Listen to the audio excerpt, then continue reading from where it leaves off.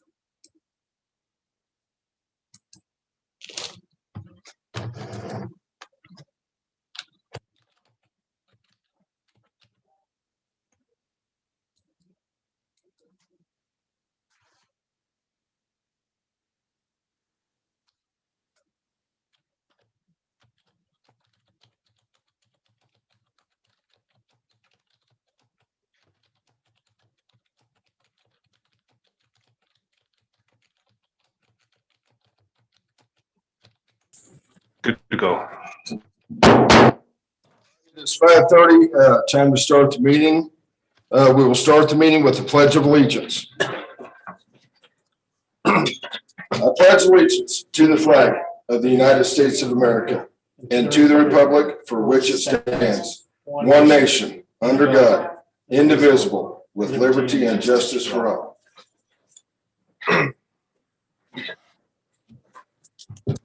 As we get started here today, welcome everybody. Mr. Ortiz couldn't be here, so I'll be conducting. Let's just get rolling. Let's adoption of the agenda. No, let's take a little roll call first. Dr. Guy Archambault. Emily Hunt Daly.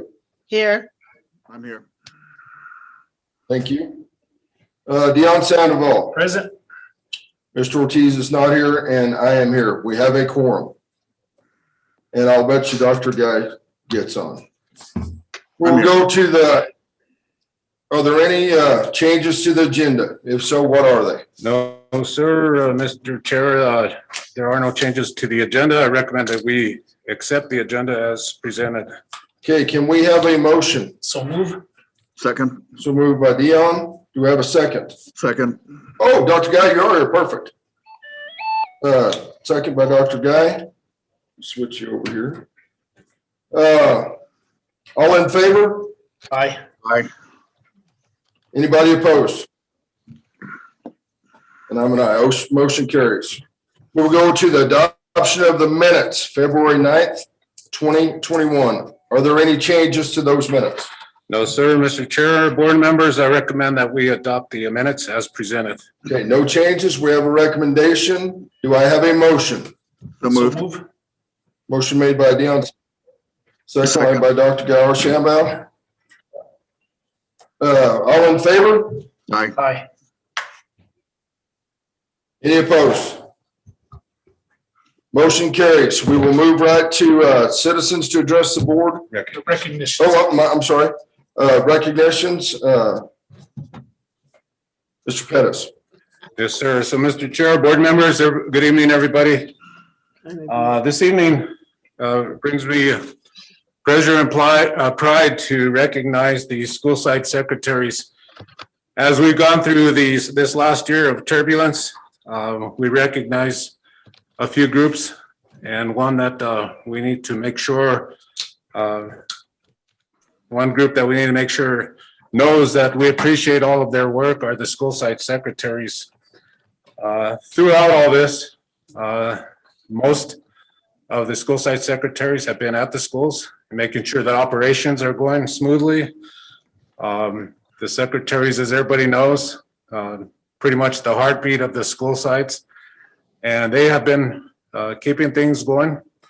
They are on the front line, so to speak, and have been, and their work on a daily basis is appreciated. So on behalf of the GCCS administration and the school board, I'd like to recognize all of the school site secretaries. We will be presenting a certificate that we'll be distributing to the schools as a small token of our appreciation, but just know that your work is very much appreciated, and we wish you well as we continue to move through this journey. Thank you very much, Mr. Pettis. Board members, any comments?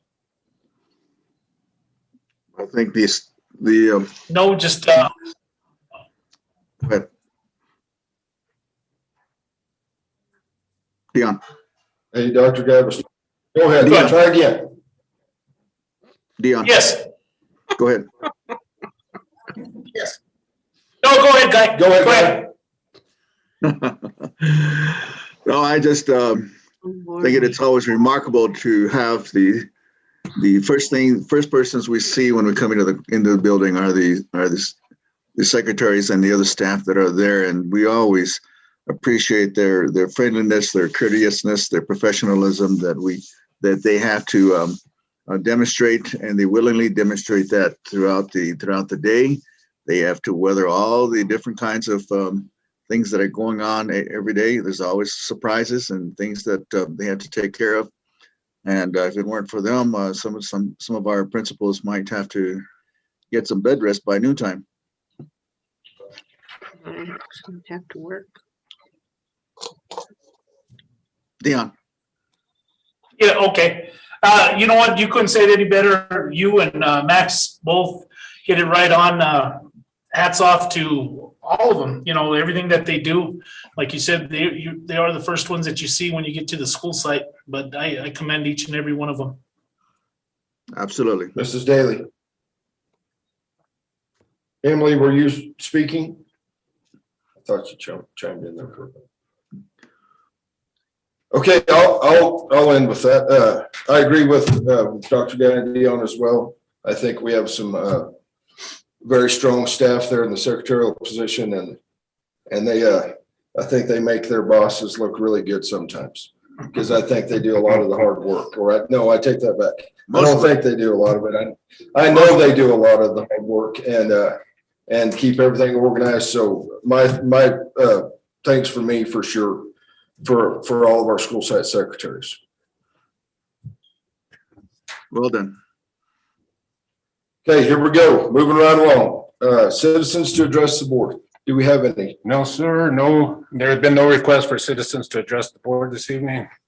Perfect. So we will move right along to recognitions or presentations. Presentation A is school site hybrid sharing. It'll be Milan, Laguna, or Los Alamitos Middle School and Mesa View. Mr. Pettis. Yes, sir. Mr. Chair, board.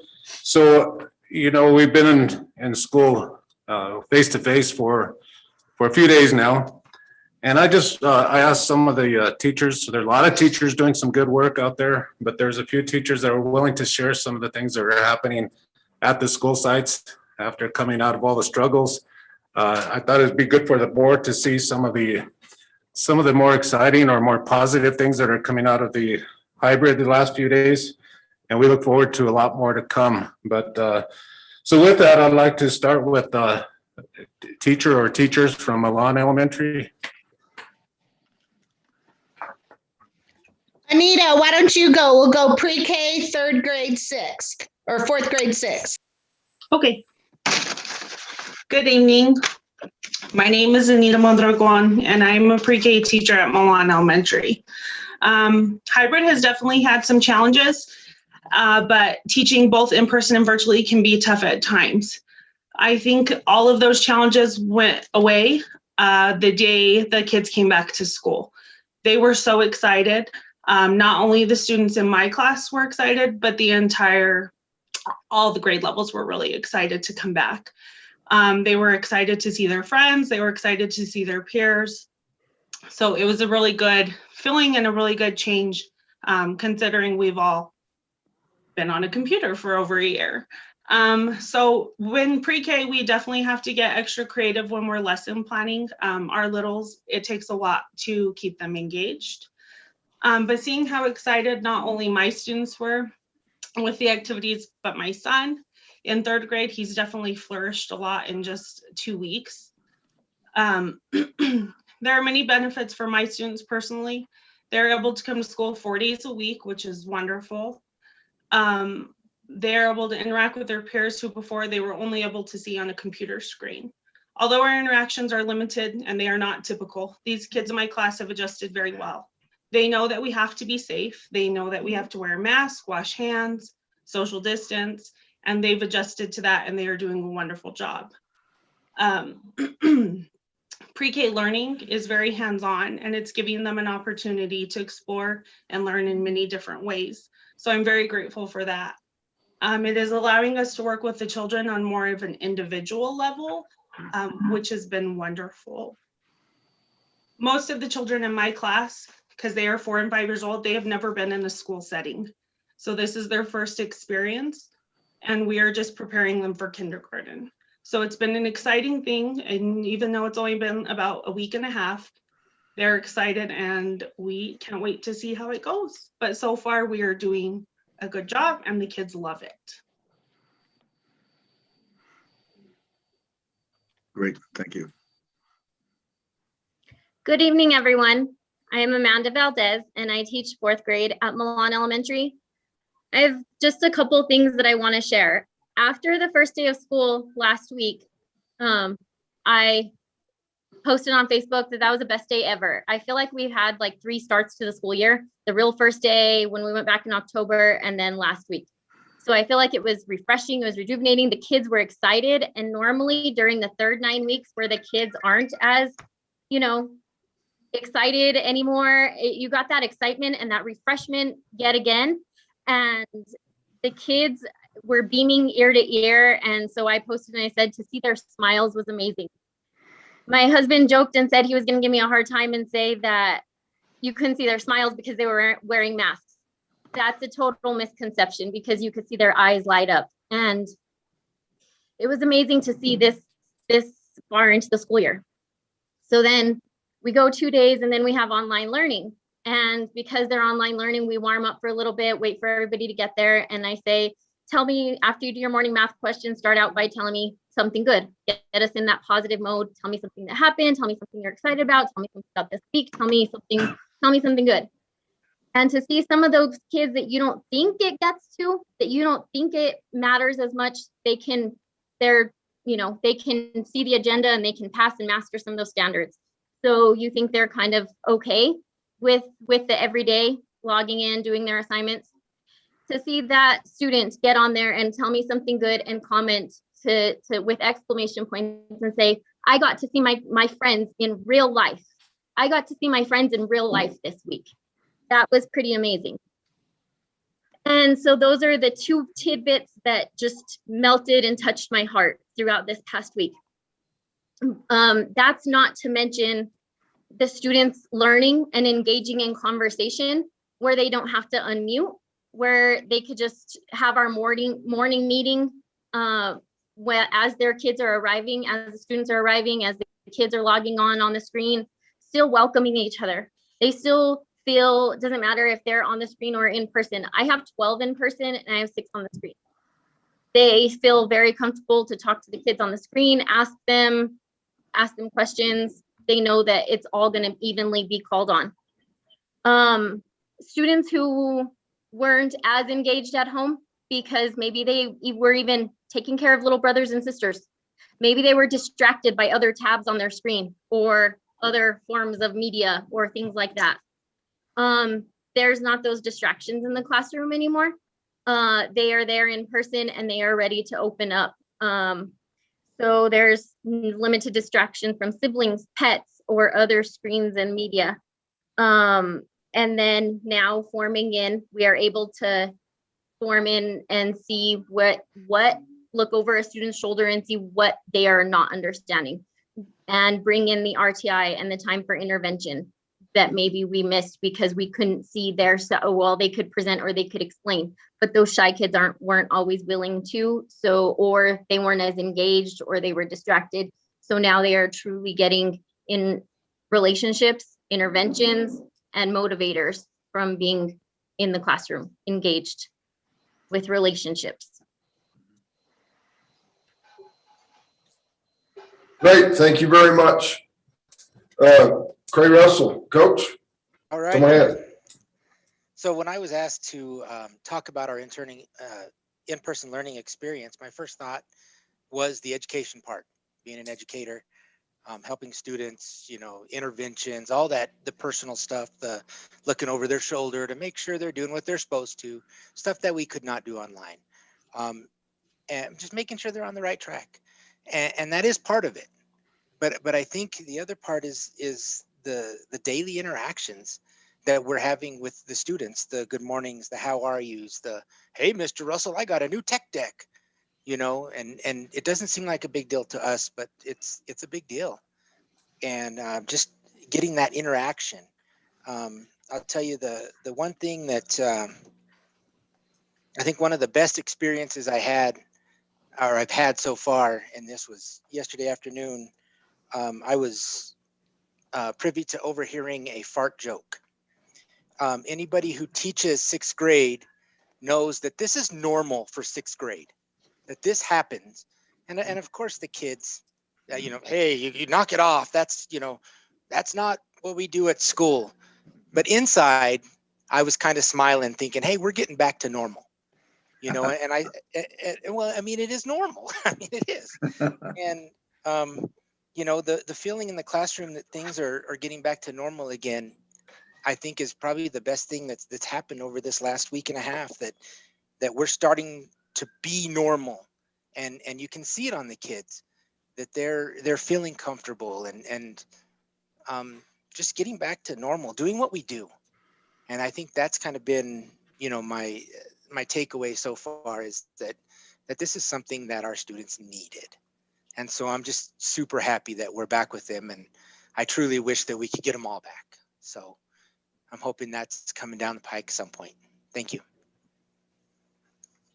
Thank you very much. Board, that's Malone Elementary's. We will move along to Mesa View and then Los Alamitos. But board members, you have anything school by school, or you want to wait till the end?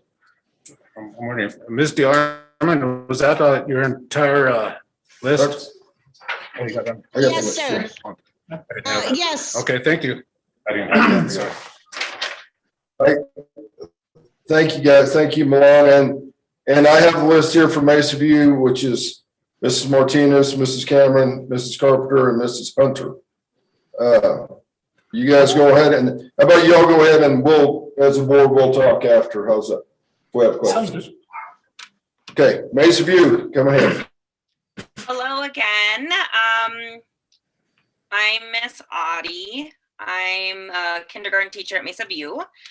I now have 7 students in person and 12 online.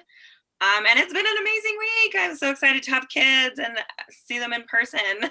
And we've been able to work with the students one-on-one and actually get to learn about the students one-on-one, get accurate data about our students.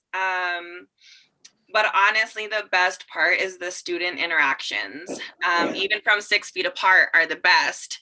When we have a few minutes between activities or Zoom classes, the kids get to build. I made little individual baggies of linking cubes for the kids.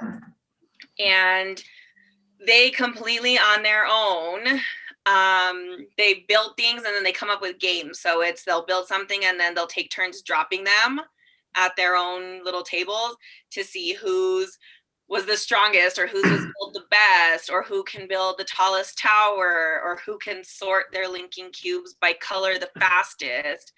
And it's completely on their own. And that's what our kids were missing being virtual. And I just wanted to share one thing is on our first day back, one of my little girls who she did hybrid in the fall with us. She came in and was so happy. And she was like, I am so happy to be back at school. I'm coming to school every day, even on Wednesdays when I'm not supposed to come. And I'm never going back to virtual again. And so even the kids are happy to be in the classroom. So. Great. Thank you very much, Ms. Cameron.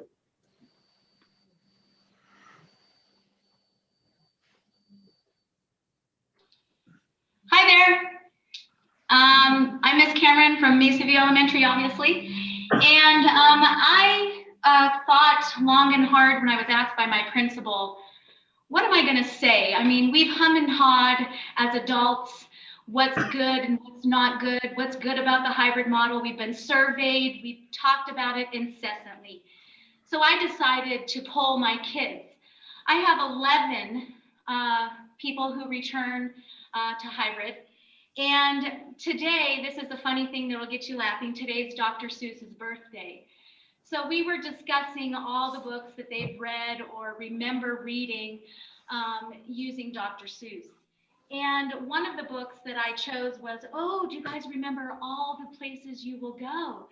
And one of my students replies, oh, Miss Cameron, all the places we've been this year. So I think the main thing about being together is the laughter, is the fun has now been brought back to young kids' lives. They get to interact with their teacher on a daily basis. And I'm just going to say some of the things that these students in my class came up with. Number one, most of them who had attended the hybrid model prior to this one, they said that they feel more safe. They see the different PPEs that have been placed around the school. They feel that I think with numbers and not so concentrating on numbers and oh my gosh, COVID numbers, we kind of like put that to the side. I think they feel safe and they can be a student and come to school and just be a student and not have to worry about our pandemic. They enjoy seeing their friends, so they have missed most of their social interaction. they've got some buddies here. Not the best thing for a teacher who is reintroducing them to each other, but it gets kind of, you know, crazy in here. Rules need to be, you know, retaught. One child said, Miss Cameron, I can grasp what you're teaching a lot better now that I'm in school. You're giving the lesson to people online, but you're also giving it to us. I can hear you better. I can see you better.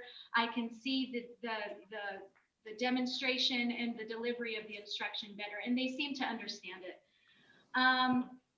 They said that I love the fact that my teacher's available to me. So hybrid, it becomes very difficult for the teacher because you're kind of torn between hybrid and the face-to-face, but the face-to-face people have their teacher one-on-one, and that reinforcement is there all the time for them. They said it seems to feel more like school. When I was at home, you know, there was lots of distractions. Things from home distracted me. When I come to school now, I come to school and I do my school things, and then I leave my school and I go home and do my home things. So they're excited that they now have that separation and balance, and it's not thrown together. Also, they said, Ms. Cameron, I seem to be able to get my work done faster. I don't, you know, wait all day long to turn it in at the end of the day. I immediately get it done because you're here to help. I can work with my peers, et cetera, et cetera. They love the small group interaction. Even with social distancing in your classroom, you can still do some peer work with one another, and they love it. We're working on multiplication fluency, and with their masks, they sit 6 feet apart. They can still flash those cards to one another, and they love it and enjoy it. So they're interacting. Not only are they just sitting in these desks doing their work, but now they get to interact in the classroom like they used to with their peers. And then lastly, I do a lot of STEM projects where we do lots of stuff in class and we engineer things. And I did them virtually, and yet there was like a disconnect. You know, you could show it on your TV and you can, you know, watch it through your Zoom meeting or your Google Meet. It's just not the same to view a STEM project and the completion of it and the testing of it in class and in person. So the kids are all excited about school being school, and things that are normal about school are now being done. So I'm just happy that my kids are back. You know, the first day I was kind of scared and nervous because, you know, you never know with this stuff. But as soon as I saw my students, as soon as I was put back into my element, I have enjoyed every single moment of it, and I cannot wait till all of them come back. So I'm hoping that that happens soon, because I feel that we need them all back to make the biggest difference that we can, and for all of us teachers to feel like we're doing and completing our job. We're trying the best to do both. Hybrid is, you know, like I said, very difficult. You're kind of cut into two. But I'm so looking for that moment when I can welcome all of them in my classroom. Thank you. Thank you very much. We'll move along to Ms. Carpenter. I'm on Miss Cameron's. Hi. My name is Sydney Carpenter. I am new 5th grade teacher here at Mesa Elementary. Just like the kids, they had to learn from day one how to use a computer, how to do this. I was the same way. The first day, so I am learning just like them, you know, and I see it when my kids come in my room. I'm like, okay, we're doing this today, and they're like, oh, okay, so you're gonna learn too. I'm like, of course I'm gonna learn too. That's what we're doing. I'm learning just like you, right? So I think that this is just really good to have these kids in class right now. I know it's not all of them, and just like the other teachers have said, it's great seeing their faces. It's great seeing them interact with their peers, not just in the classroom, but online. And they even get to see their teachers from the year before or the year before, and they just get so excited to see their faces. And that's just what we're here to do. We're here to help them be successful. We're here to help them be happy in the classroom. If they're not learning outside the classroom, they're here with us. So that's my take on this positivity of the kids being in the classroom. Thank you. Great. Thank you very much, Ms. Hunter. Hi, everyone. Mr. Martin, could you go ahead and present those slides?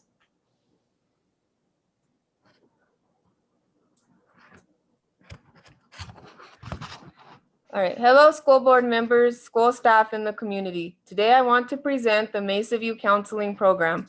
Because we are virtual this year, I created a counseling website that lists my credentials, counselor duties, interventions, 504 coordination process, and promoting safe school practices. Mesa View has implemented several programs this year, including student council, peer mentor program, social skills group, and virtual cheer camp, Viking Dollar program, leadership group, and a social change group. Guidance lessons are implemented monthly to students to provide social and emotional support. As listed on the website, you can see that each month has a specific topic and learning goals as per the American School Counseling Association. I have included a community resource page to refer parents and families to help the students, not specifically with academics, but the needs that they have that are related to mental health, food, or shelter. Mesa View is currently planning a virtual talent show and a virtual family dance. The contact page lists my email, referral link, and number to make sure all students and family can contact me as needed. Now, I would like to present to you some of the students from Mesa View. They're going to show you some of the work they participated in my guidance lessons, and I'm super proud of them. First, I would like to present to you Matthew Lopez. Matthew, if you want to go ahead and talk. Hello, board members. I hope you're having a great day. My name is Matthew Lopez, and I'm in 5th grade in Miss Ratliff's class. Also, I'm a part of student council. I'm going to talk to you about my career board that we did with our counselor. My goal is to become a game and fish warden in New Mexico or Colorado. I like hunting and I really like outdoor activities and fishing. I believe that wildlife conservation is essential to be a game warden. I will have to go to college and I want to receive a bachelor's degree in wildlife biology. Game wardens are law enforcement officers who specialize and enforce hunting and fishing laws. Also, the things I could take to prepare myself is I could take boat classes and skill camps. Thank you for your time. Thank you, Matthew. Jeremiah, go ahead.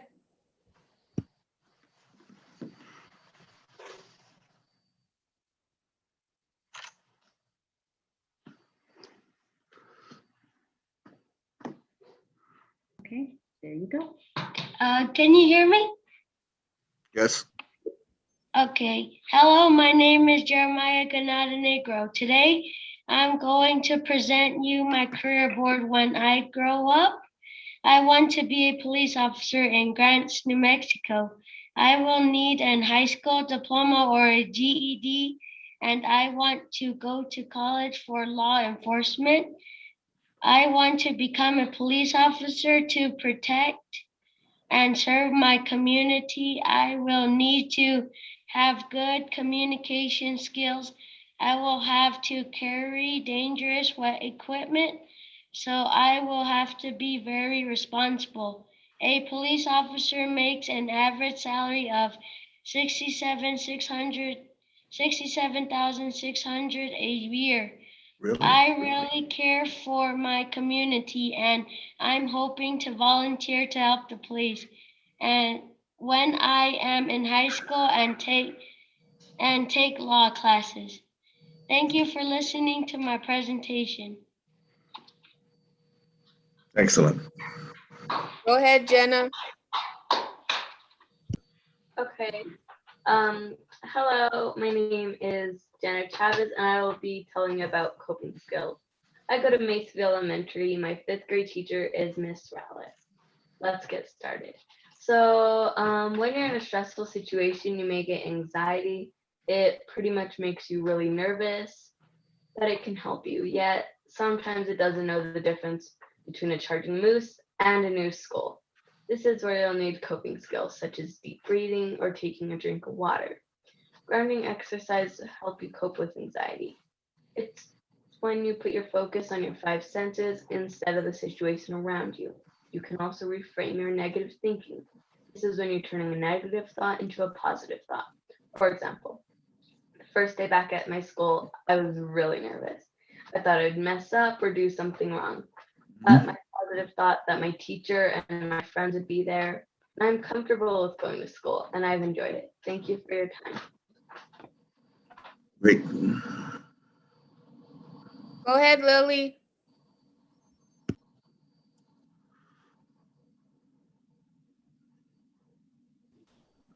Hi, my name is Lily Victorino. When I grow up, I want to be a doctor because it helps people are sick, helps somebody's hurt, and somebody's sick. When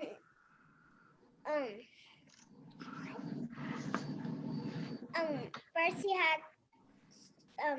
you have to graduate school, and then you have to go to college and medical school, and that's how I be a doctor. You need a stethoscope,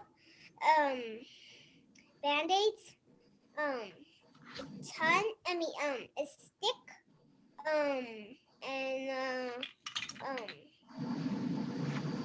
hammer, a shot, and a temperature, a band-aid, and stickers.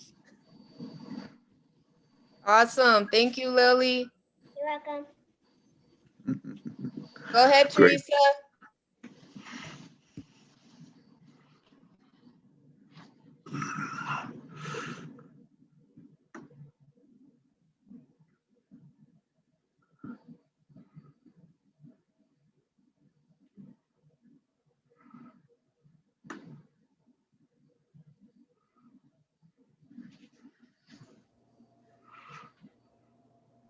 I've been trying to look for her, but I don't think she's online.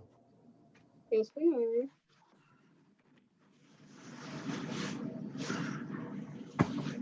Go ahead, Teresa. Hi, my name is Teresa Charlie. Good evening, board members. Thank you for having me here today. I am going to tell you about leadership and social change. Being a great leader means helping other people. It means showing friendship and kindness to others. Being a great leader means being brave and bold.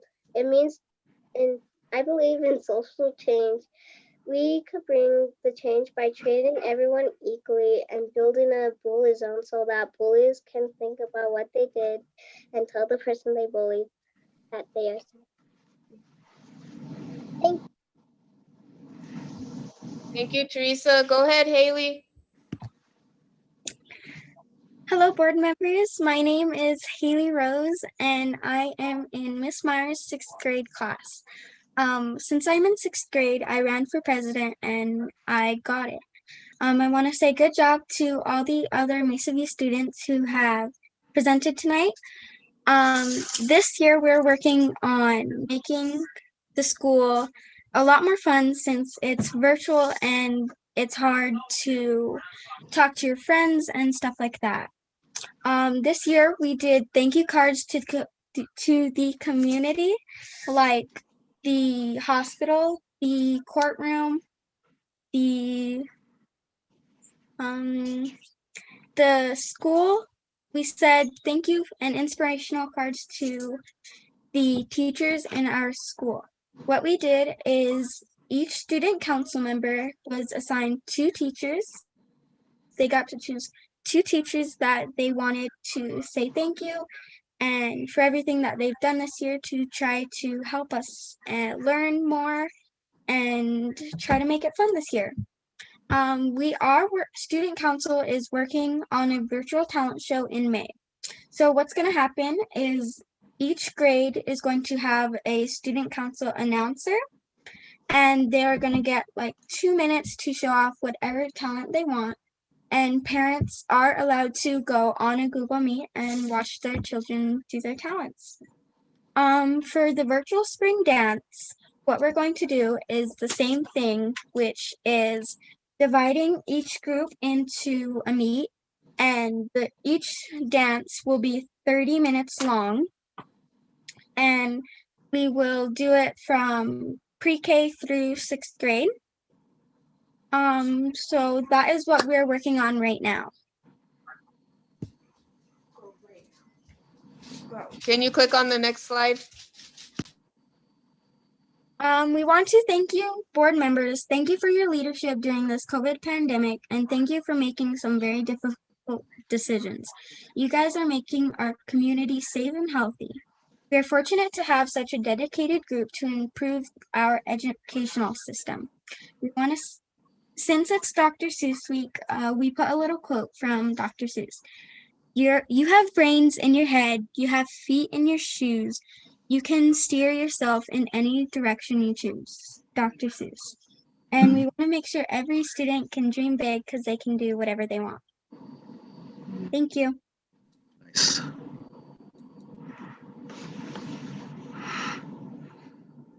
And thank you, school board members.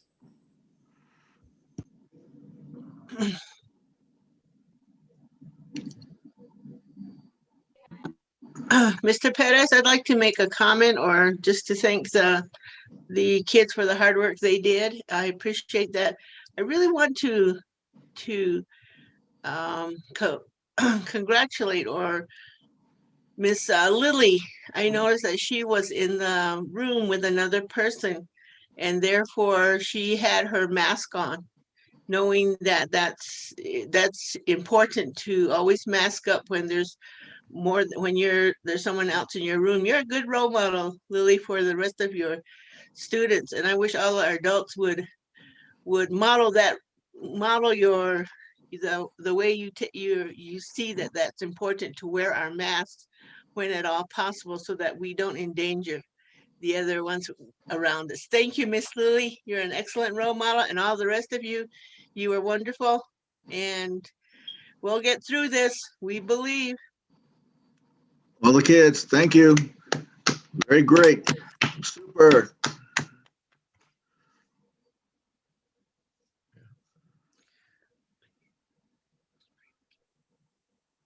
Thank you, Dr. Victorino.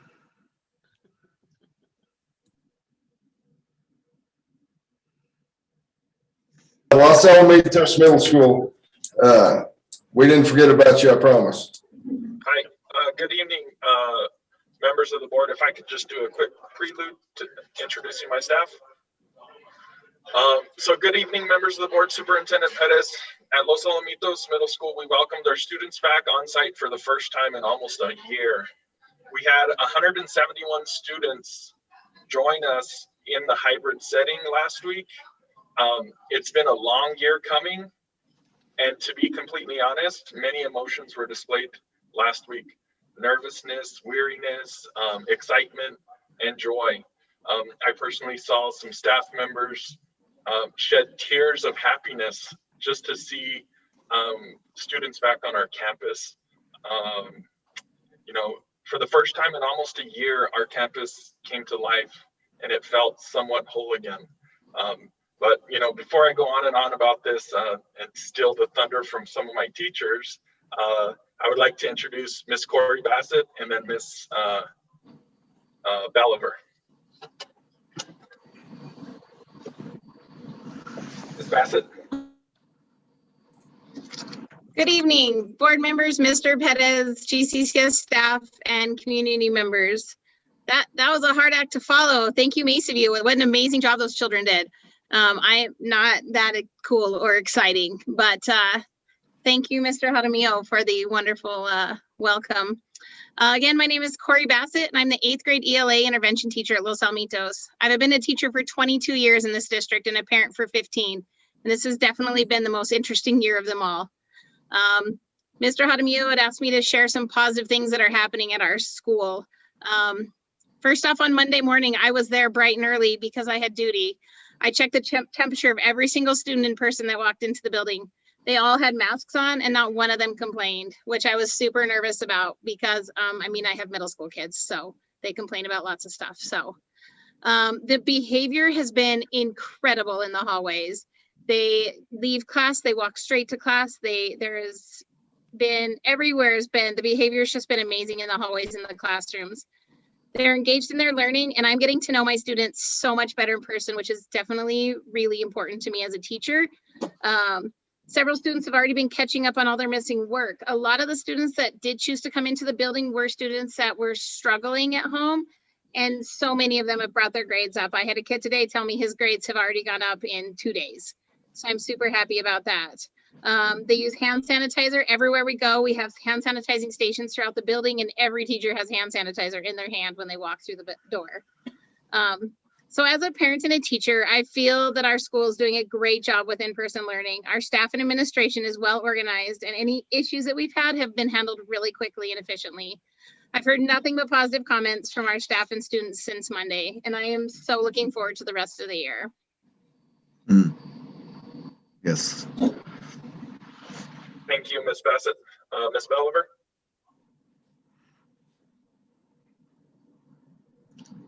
I am Noelle Belliver. I am the visual arts teacher at Los Alamitos Middle School, and I can't tell you how difficult it has been to try to get art supplies into the hands of students and to have them engage in real authentic creative thinking and producing artwork. So having them in the classroom the last week and a half has just been amazing. The focus that they have been putting into the work that they're doing. Nobody's complaining, nobody's off task. And I know we're still in the honeymoon period here, but this even outshines any other first couple of weeks of school when they're trying to figure you out. Like Ms. Bassett said, the kids that are a number of the kids who are back in our school are the ones who really needed it the most. It's wonderful having smaller classroom sizes so we can focus on each individual student and give them what they each individually need. Nobody's getting lost in the shuffle in the classroom. I just wish I had all my kids back in the classroom, even on a 50-50 basis, because there are still so many of them out there that I don't think I'm reaching at all. I don't know, because they're the ones that we don't see.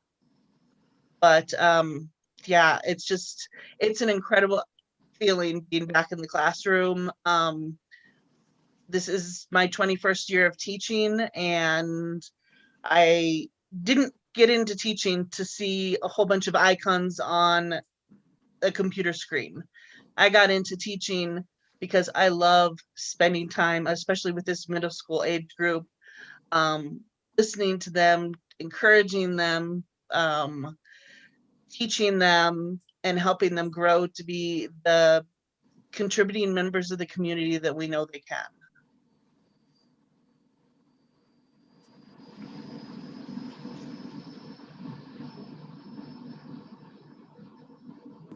Thank you, Ms. Belliver. And that's all my stuff. Okay, thank you, Los Alamitos Middle School. Thank you, Mesa View Elementary and Milan Elementary. Now that all three schools are presented, if you have some comments, please feel free, board members. I think I went through it there. Okay, I'll make a quick comment. I think everybody get their comments in. It is great to hear positive feedback from our hybrid setting. It makes me feel better about our decision to come back to school. And I appreciate all the hard work.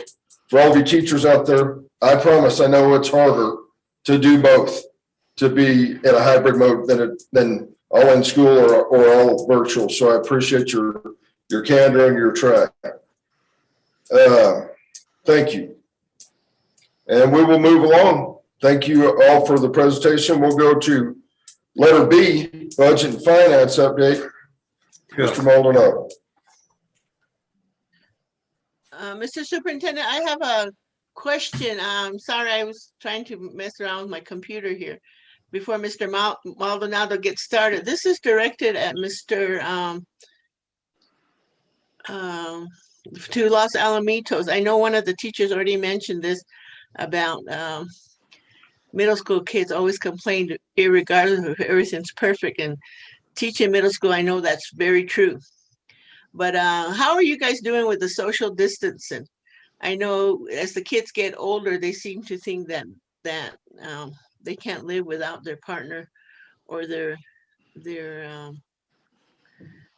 boyfriend or girlfriend. So how, Mr. Jaramillo, how are we doing with the social distancing? Thank you, Ms. Mondalia. Social distancing in the middle school setting has not been a problem. Again, is it that honeymoon phase? I don't know. But many of the kids, it's been a whole year that we've been drilled social distancing, wear masks, all these things. So it's nothing new that we're promoting.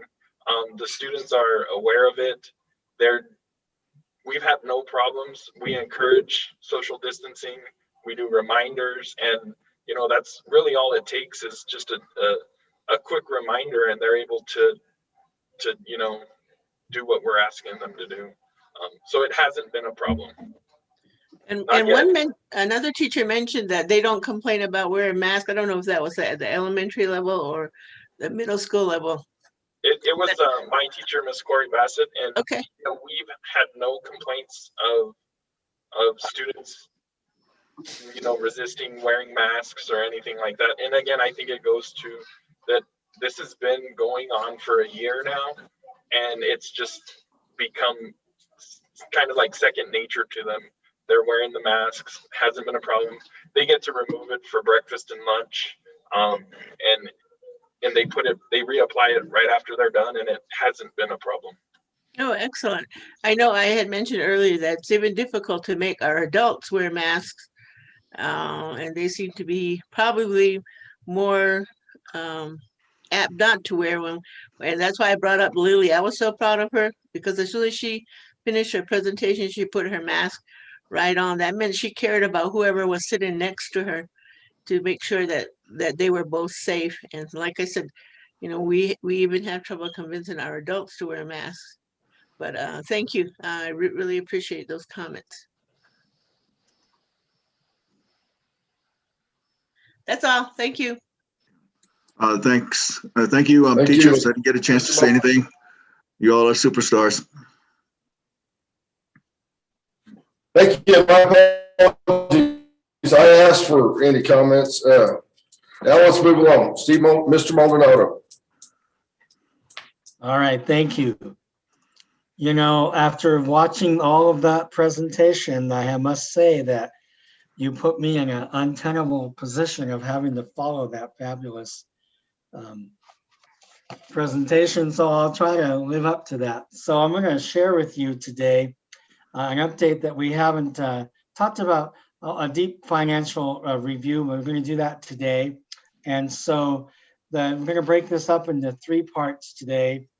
I'm going to give you a current status of where we are now, provide you with an update on some of our fund balances, a status on some financing of our current initiatives.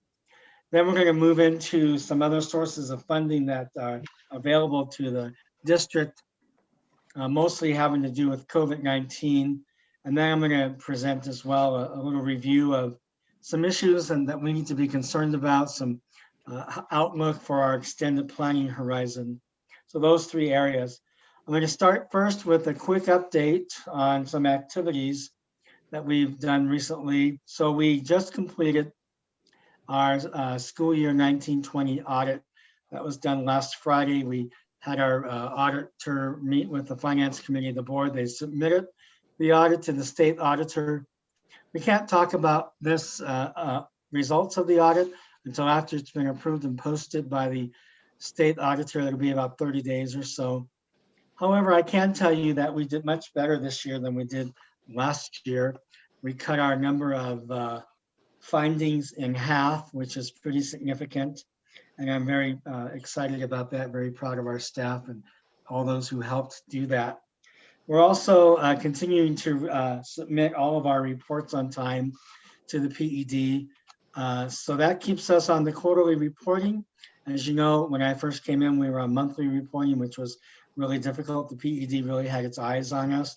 So we continue to maintain the quarterly reporting timeframe, and things are going well with that. We started our planning and work on our school year 21-22 budget. I know that Mr. Perez and Ms. Sanchez already met with all the principals. We've gone through some training on how to put the budget together with the PED, and so we're ready to start moving on that. One of the items that came up in both audits as a finding was our lack of tracking of assets and properly capitalizing fixed assets and large ticket items. We've started working on that. It's a program where we're going to be able to properly inventory our assets electronically. We'll be able to capture relevant information, store that information, itemize all the inventory for the district. In addition, we're also looking to more correctly capture our large ticket items that we can properly capitalize them. This has a big effect on our balance sheet. And so we want to make sure that everything is accurate with that. And so we're going to be doing that, working on that. We started that already. I suspect by June, we will have everything completed and imported into our system so that we can start the new year with a great start with our inventory. We're also going to be looking at disposing of assets later this year.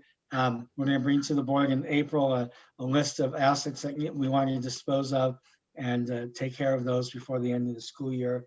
Also in a way to clean up our books, clean up our inventory, get things where they're supposed to go and move forward. In this process, we identified a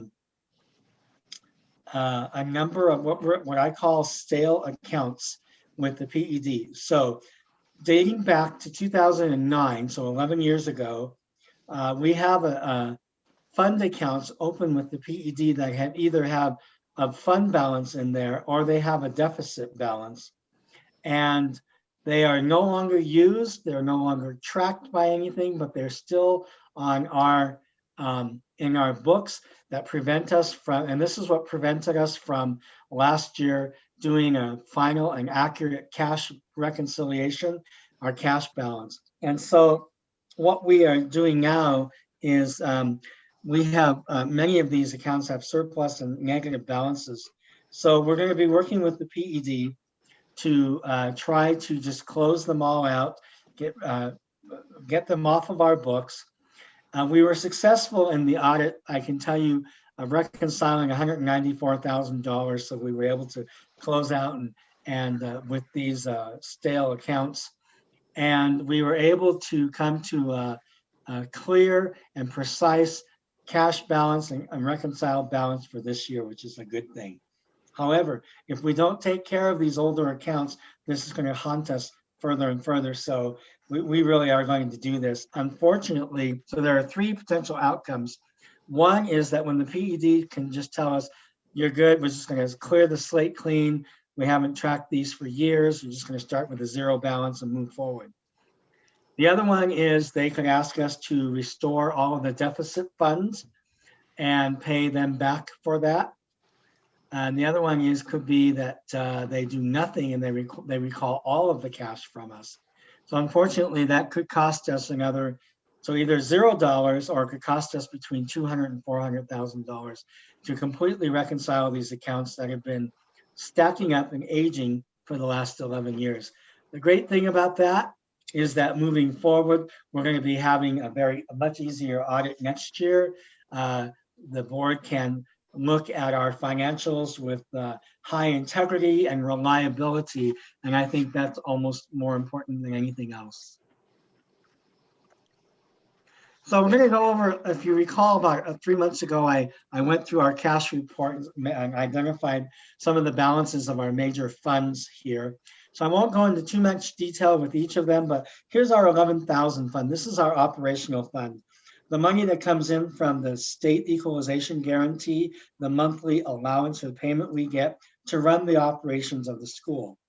So altogether, the school budget, or the district budget, I should say, is about $78 million, which includes this 31.6 million, along with federal funding and some other income that we get. But it's about $78 million. But this is the meat and potatoes of how we operate the school district. 90% of this operational fund is for salaries and benefits. So we expect for the year $31,679,000 is based on the number of students who are counted in our membership and based on what's called the unit value multiplied by that. So it's a number of students multiplied by this unit value. Our starting balance as of December 31st, so that's our second quarter for the year, was $7,546,000. We brought in another 15,953,000. Our expenses were 14.7, and so our ending balance was $9,037,000. If you recall from the last time I presented this, whenever we do a cash report and a reconciliation, we also have to, we can't have any outstanding revenue that hasn't come in yet from our federal funds. So we temporarily loan money from our operating fund to these federal funds until we receive what's called the RFR, the request for reimbursement. So we're sort of floating a loan for 60, 90 days or so. And so with that, we had $3 million in these outstanding reimbursements that we were waiting for from the state. So to accurately account for that, we have to zero those out with this loan from our operating account. So our true balance until we get that money in from the state is $6,017,000 on this operating account. It's been pretty steady. We haven't had major changes in how we're operating. And so this has been a pretty steady balance. If at any time, members of the board, Mr. Superintendent Perez, if you have questions, please feel free to stop me.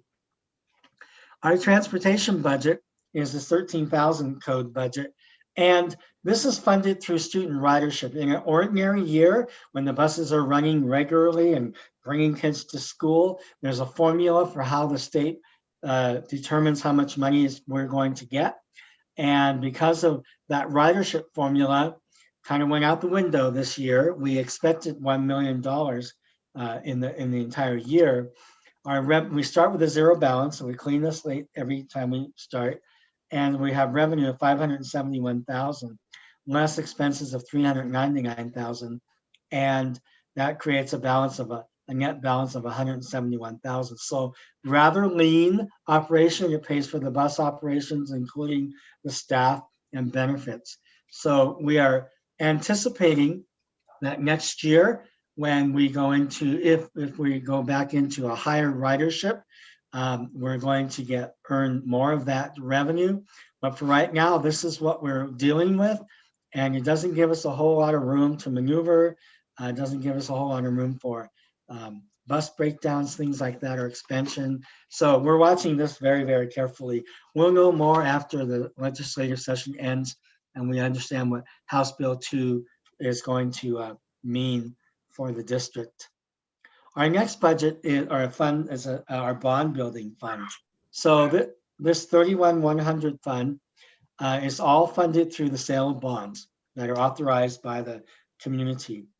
And we're expecting this year up to 8 million. It really does depend on where the board wants to go with how much we want to sell. We started the fiscal year with $5,115,000 in this fund available to us. We brought in only $428 so far because we haven't moved any of that revenue in, less expenses of $577,000. So we're left with $4.5 million. And of that, $1,012,000 is from previous bond years, not this 2020 sale of the $4 million that we sold, but we had $1 million left over. So in this bond building fund, we have that $4.5 million. You'll see later that we will be asking the board to consider in next month what we want to sell for this year to increase that bond fund. Right there, we're going to expend the 1 million first, and then get that off the books, and then start with the 4 million and whatever else we sell. In terms of our Senate Bill 9 funds, these are the funds that are used for maintenance, for building projects, things like that, that are not bond related. So the state is phasing out this 31,700 account. So you can see we only have 637,000 left in there. So I've talked to Mr. Lee and Mr. Perez about how we need to exhaust these funds first, so that we can then move into the state match here, this 31,703, as that begins to grow. We're not going to be able to spend that this year at all, but we anticipate a balance of about 916,000. And as the years progress, that fund will also grow, that balance as well.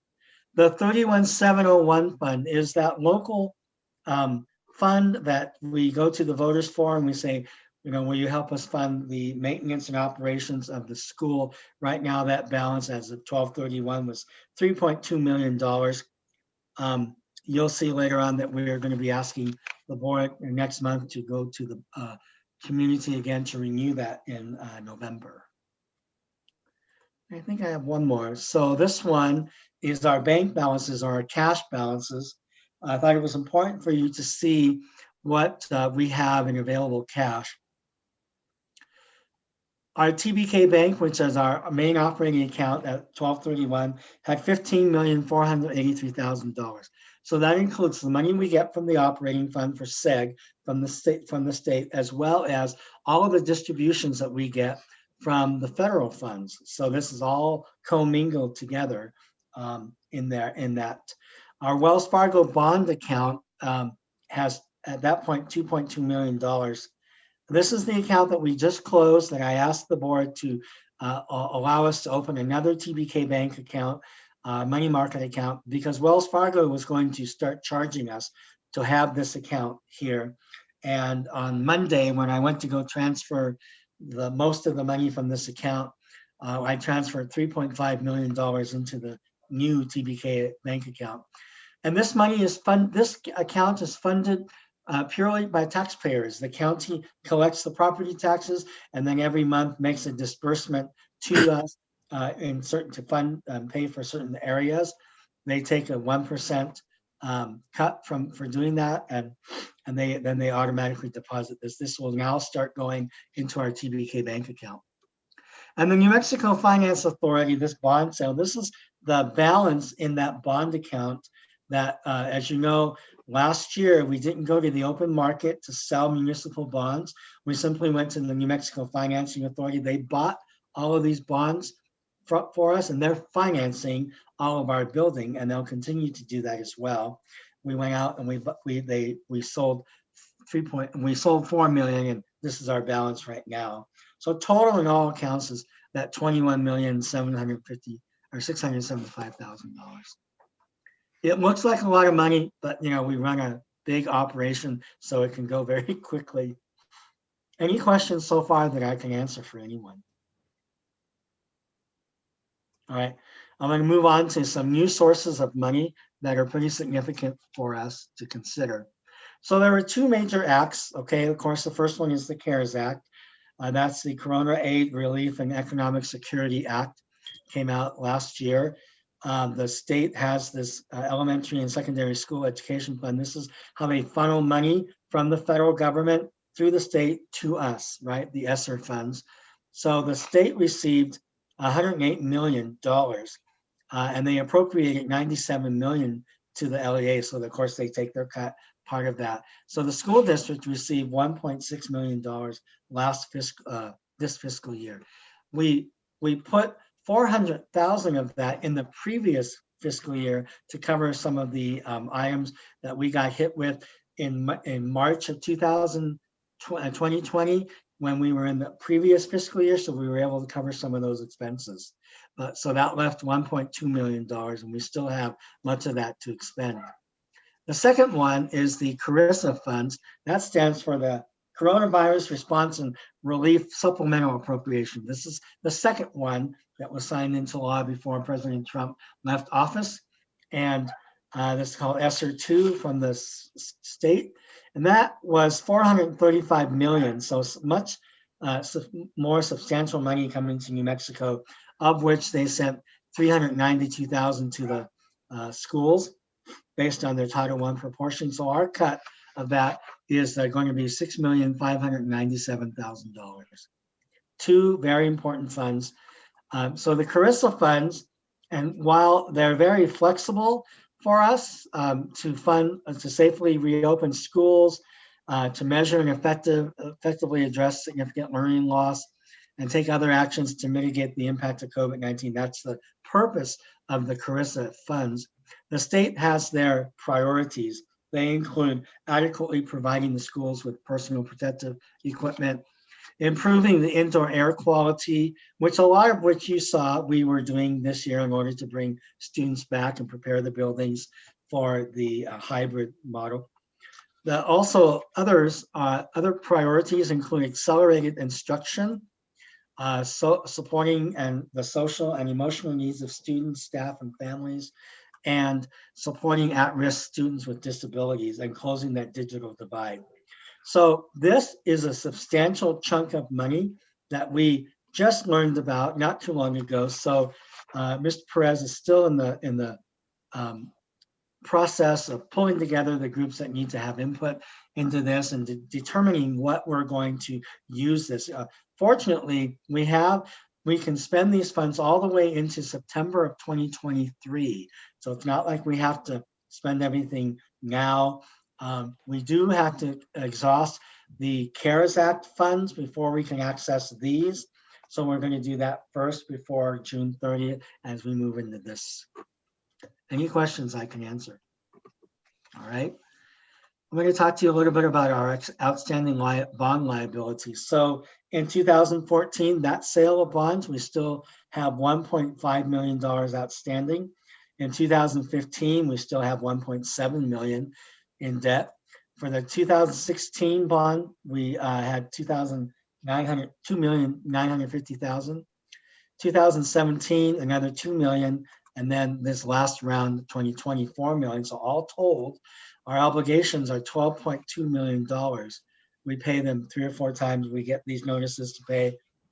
And in fact, April, in this next middle of this month, we're going to be paying interest payments on all of these. And so because of that $12.2 million, we also have an opportunity to go back to the New Mexico Financing Authority in April to fund the some more of the $10 million bond. Now we had talked about $4 million, but after talking with Mr. Lee and Mr. Perez, we need to examine how much we really want to get, because we don't want to borrow so much that we can't spend it in a timely fashion, because then we get in what's called the arbitrage situation where we're holding on to this money too long, and the state doesn't like that. And so in April, we have asked Mr. Perez to put some time on the board agenda for our consultant, Regina Gesina, to come and brief the board on the next steps with the bond financing. Last year, when we went to the bond, to NMFA, we faced a fair amount of questions about our findings, about our audit and all of that, and they still funded us. So I'm expecting a much easier go of it this year, thankfully, when we go again to the well to try to borrow some money. The EdTech notes, this funds technology, right?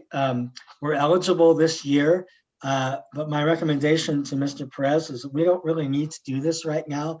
We can wait another year and examine where we are in another 12 months to see if we need to borrow any more money to fund technology. But the CARES Act and the CRRSA money is funding a lot of that. And so I didn't see the need to overextend ourselves and get into more debt for that. And then of course the SB9 fund is going to for maintenance is going to the voters in November. And then of course in 2022, we can sell more bonds and apply for the EdTech notes if we want to. as well as in 2023, sell more bonds. So we have lots of opportunity for money coming in to fund the initiatives that are right now going to be taxing on us for the next few years. This payment in lieu of taxes, known as impact aid, there was a judgment that was won for the fiscal year 19. The state will return the previously withheld credits to the eligible school districts impacted by the low level of taxable property. That's what impact aid is, right? And so unfortunately, it doesn't apply to this current school year. So they're still taking the 75% credit, and we're getting 25% of that credit. In fact, I just was on the phone with the Department of Education today. They'll be sending us in the next week $314,000 for this impact aid for 2021. There's litigation pending to make permanent this 100% allocation as early as next fiscal year. So we're really hoping about that. And we haven't received for this 19, the full impact aid payment, but we're anticipating about $2 million to come in.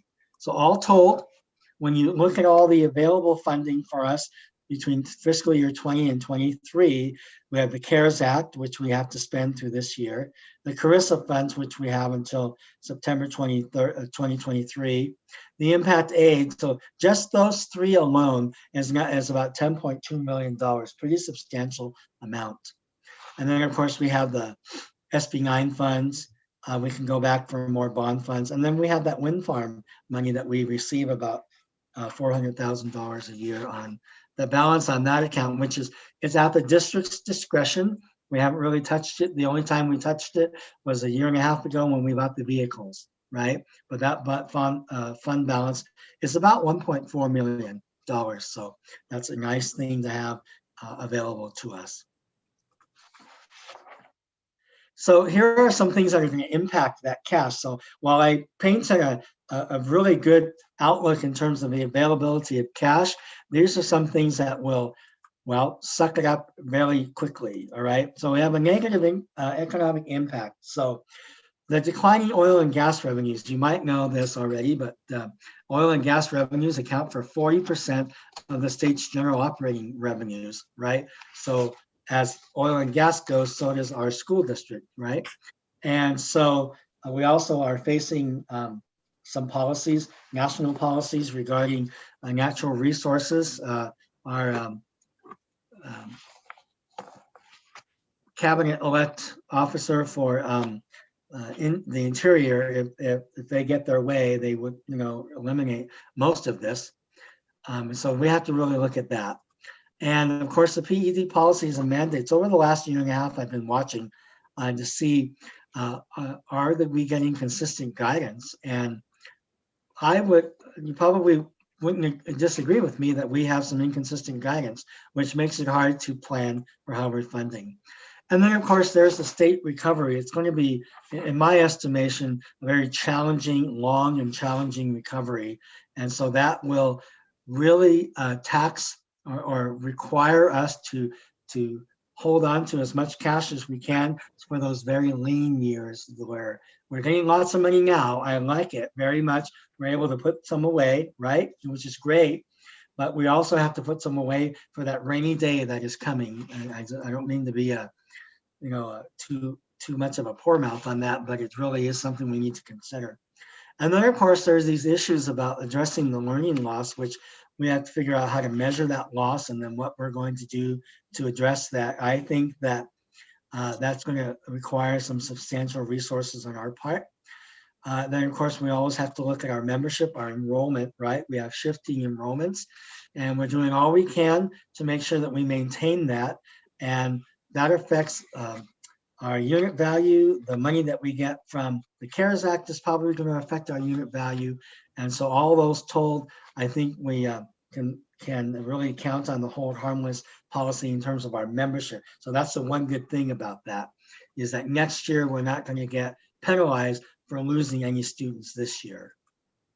And then, of course, there's that big Yazzie Martinez compliance, which I believe is going to take a substantial amount of resources from us just to understand the extent of the programmatic issues that we have with that and how we comply with that. It's going to be very costly, in my opinion, over the next 4 to 5 years to comply with that fully so that we continue to receive all the funding that we deserve.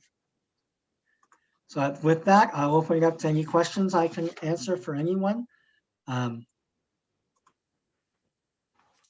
Any board members, do you have any questions? Comments or questions?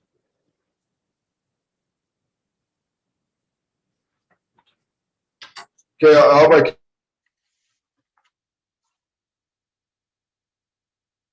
a comment. Thank you so much. I know that was not easy to put together and that you did in the presentation of information. Thank you. Yeah, definitely. Thanks, Steve. Appreciate it. Thank you very much. Yeah, Mr. Pettis.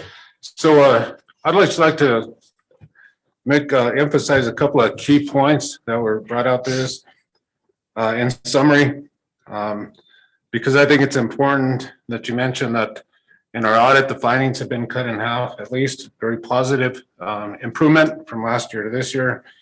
The other thing I mentioned was the quarterly reports.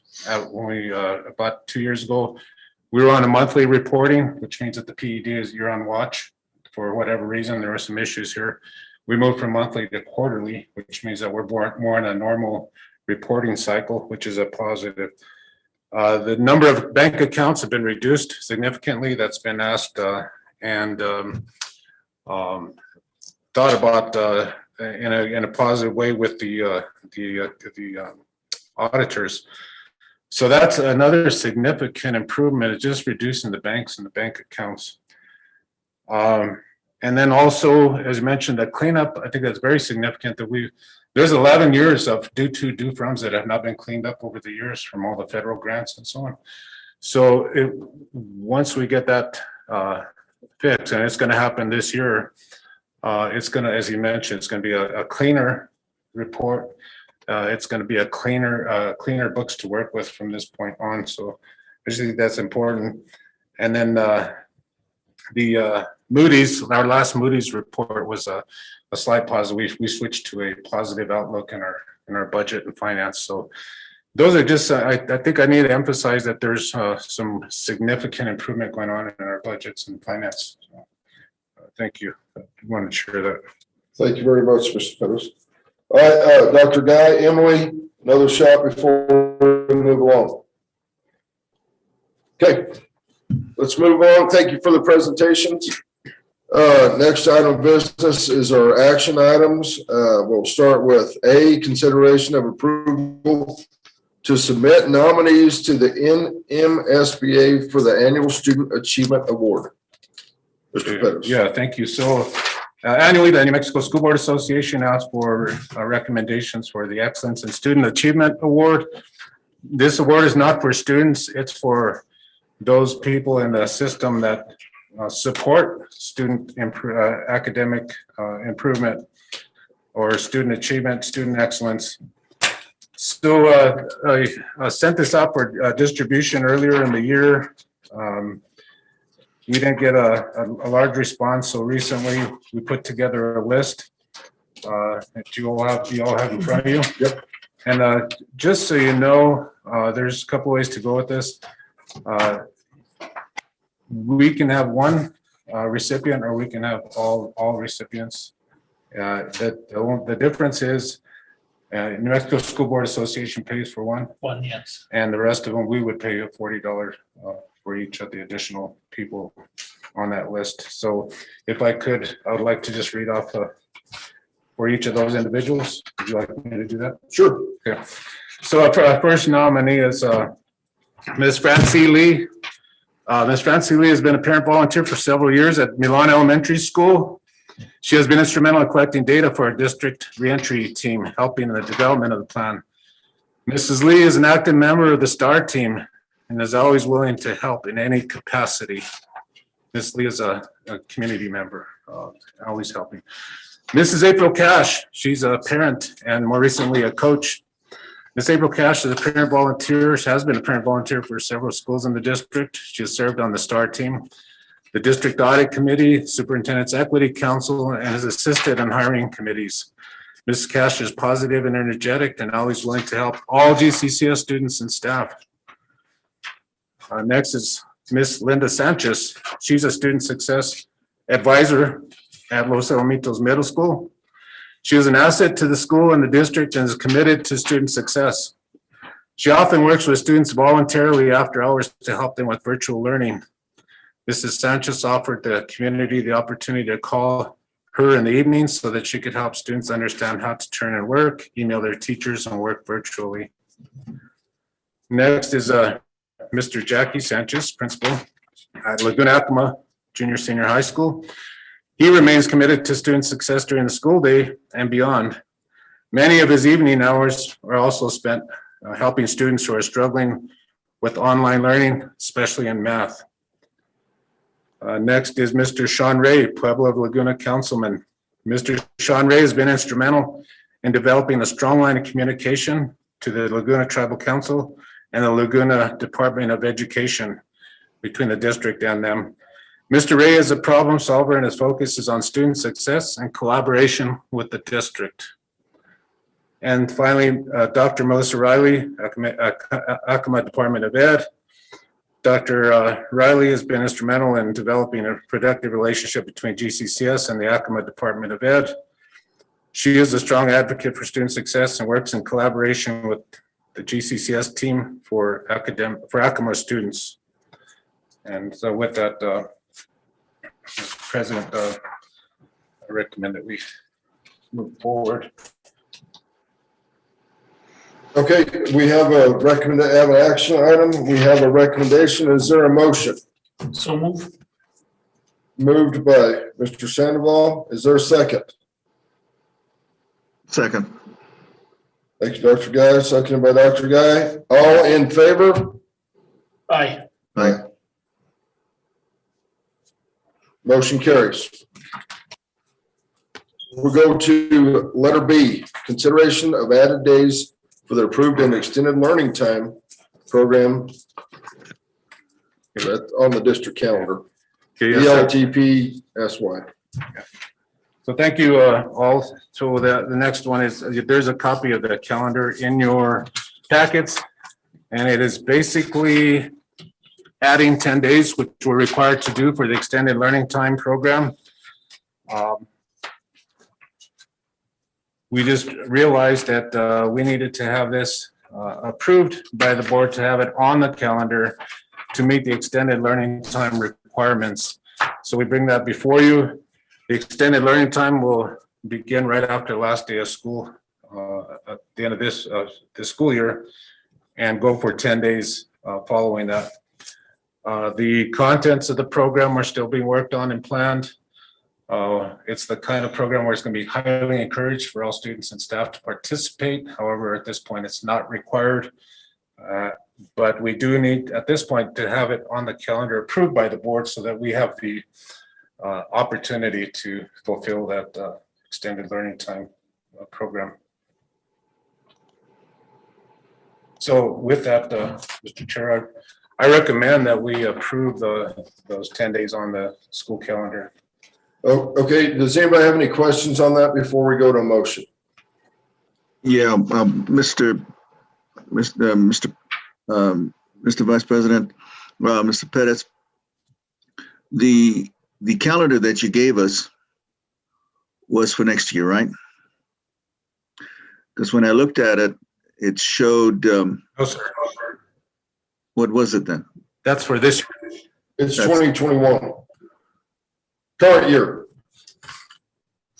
Well, I was just looking at what I saw on the that was sent to us, and it said 2021. So did I miss a calendar that you're suggesting we add 10 days on? No, so that calendar that you're looking at, Dr. Guy, I hope I'm directing you in the right place. If you look at June or at the end of May and June, there's some blue colored boxes. Mm-hmm. Those are the 10 days that we're presenting tonight. It says calendar A, right?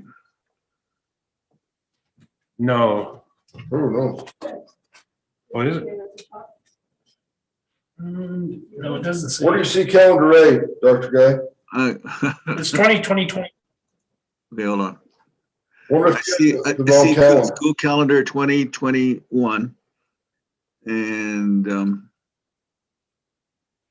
okay, so you want to put 10 days beginning when? This year. This year, May 27th May 27th, and it'll go until when? till June 10th. June 10th, okay, all right. Any thoughts of giving a little break?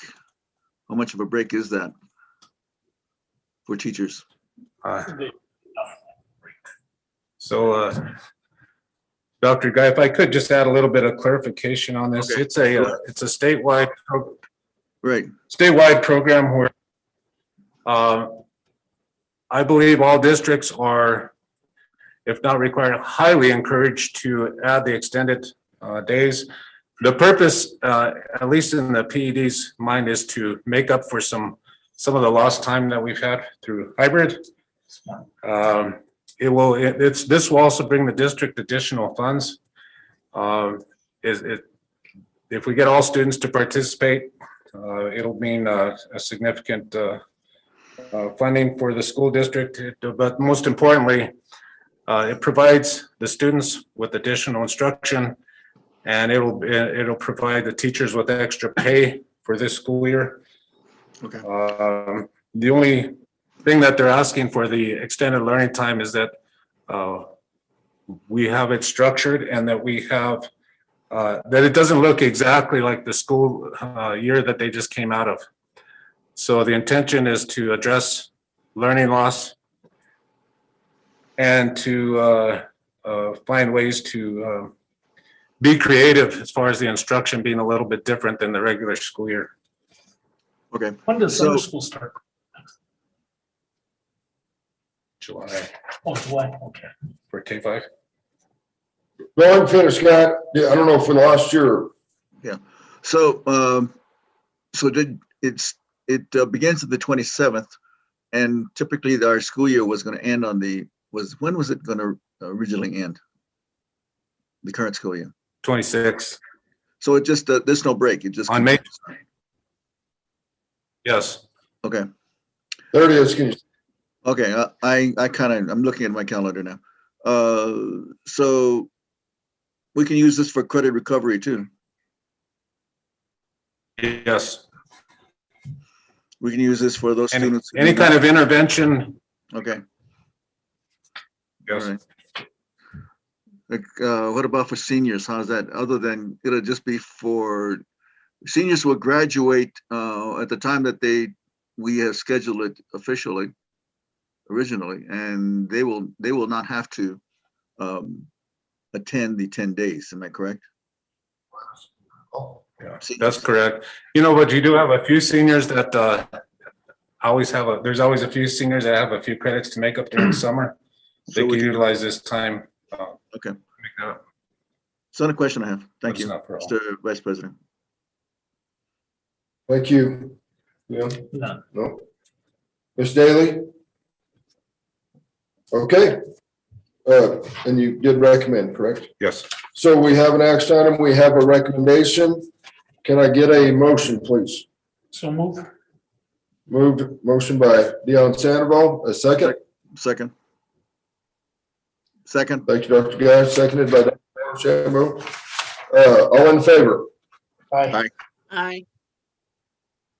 Motion carries. We will move along to our next agenda item. One more action item, or one more on this. Consideration of approval to include addendum for the 2021 service agreement with TLC.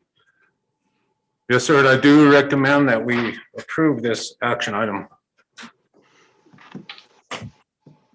Do we have any questions, board? None. I have a couple.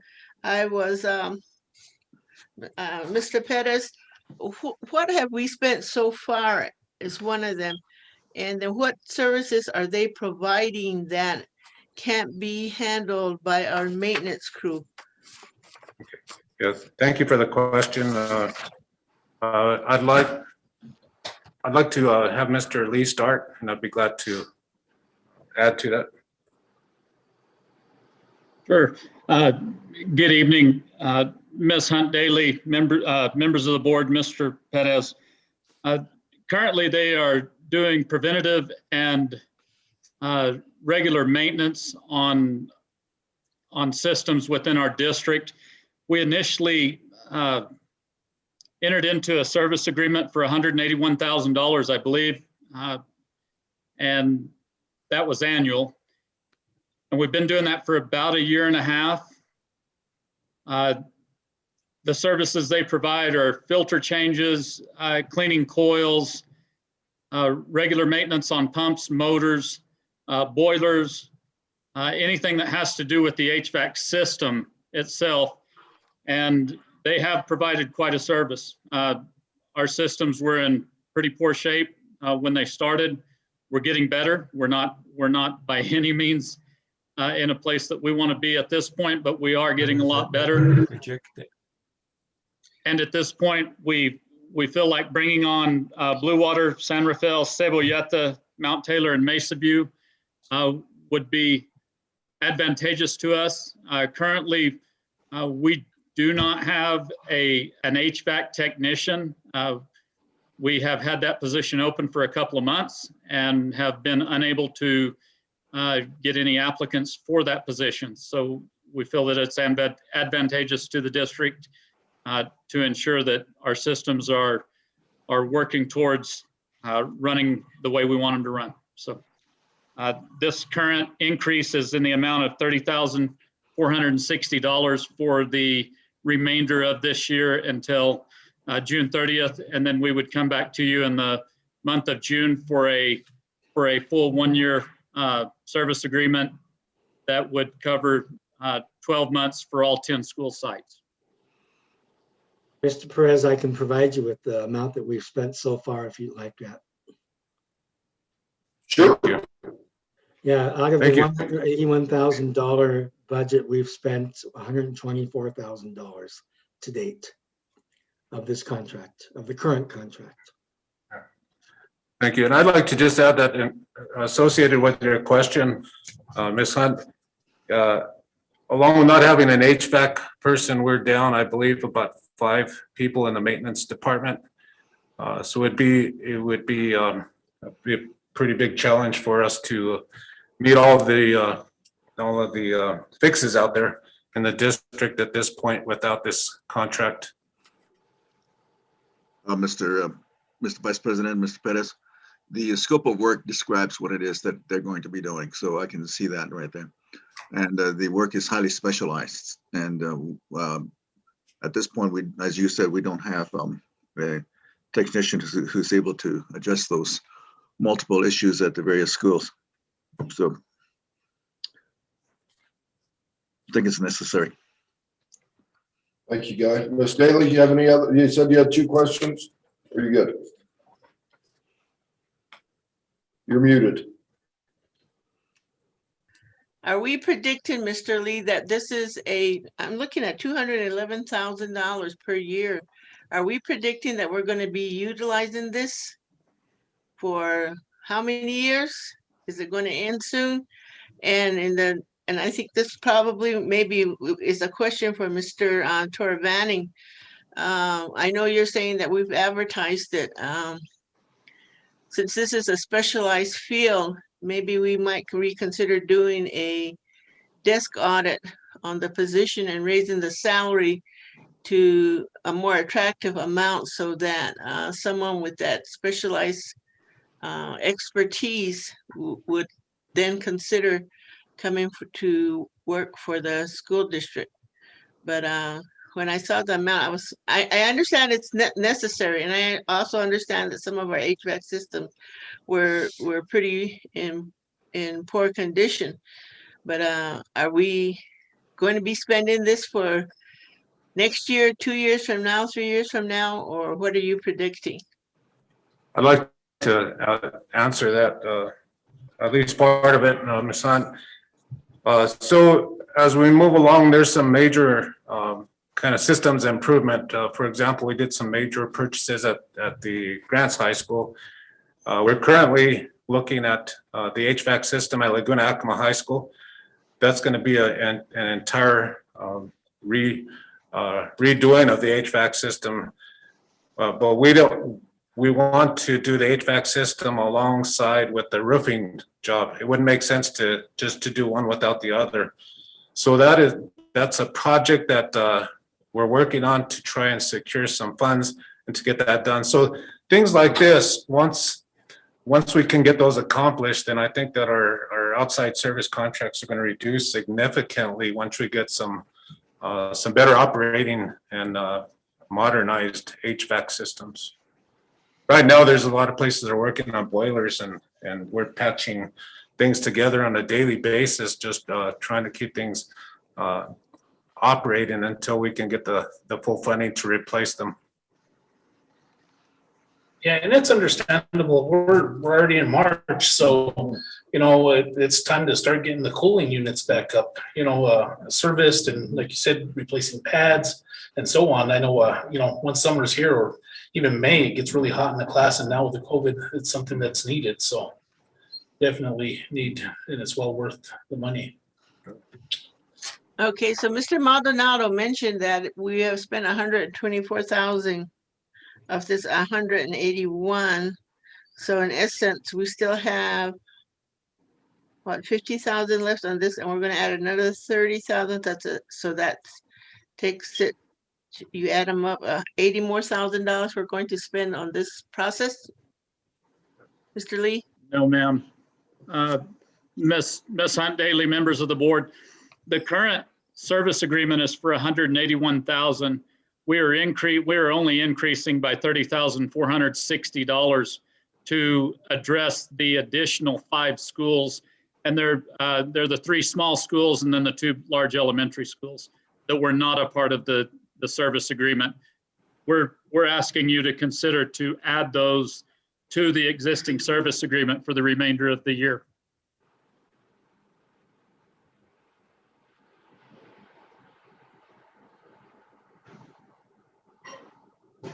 Ms. Daly, you're muted if you're talking. I'm sorry, excuse me. So the extra 30,000 is for the 5 schools that you're identifying that are not part of this contract. Okay, that makes more sense, because I was concerned that that's a lot of even though I know we have worn out HVAC systems, I understand that, but it's still a lot of money, and I still think that we could pursue other avenues and really build a good maintenance program, and so that we can handle these repairs not on a contract basis, but on a daily basis, so that we don't have to wait for people to come along to fix it. I've been at Laguna Acoma when the heat is devastating and the coldness is where you have to wear a blanket. And I'd like to see where we would have someone on hand available to take care of that on a daily basis, instead of having to wait to call a contractor to come in. Although from what I understand, they're pretty available at this point in time. But I'm just being a little bit cautious with the spending and making sure we're getting the money is being spent wisely. I'm just being very cautious. So thank you, Mr. Lee. Thank you, Mr. Perez. Okay, we have a recommendation. We've had consideration. We have had a recommendation. Do I have a motion? So moved. Moved by Dion Sandoval. Do I have a second? Second. I second it. Second by Dr. Guy. All in favor? Aye. Aye. Aye. Motion carries.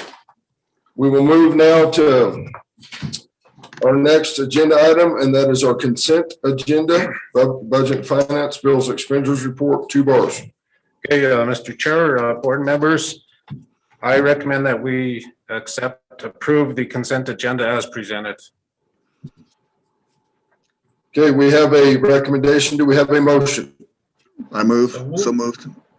Second. Moved by Dr. Guy, seconded by Mr. Sandoval. All in favor? Aye. Aye. Aye. Okay, consent agenda passes. We'll move to number 9, superintendent's report. Yeah, so thank you. Very quickly, briefly, because the legislative session is still in progress and there's a lot going on probably as we speak, just the things to keep eyes on. House Bill 175 is the hold harmless bill where we want to keep our budget stable, even considering our drop in enrollment, which has happened across the state at most districts. Because of that, there's been an effort to keep us whole as far as the funding over the next couple of years. We know that we're hoping that that goes well. Of course, House Bill 2 is the big overall legislative piece where we're looking at also including that hold harmless. Another bill to keep, we keep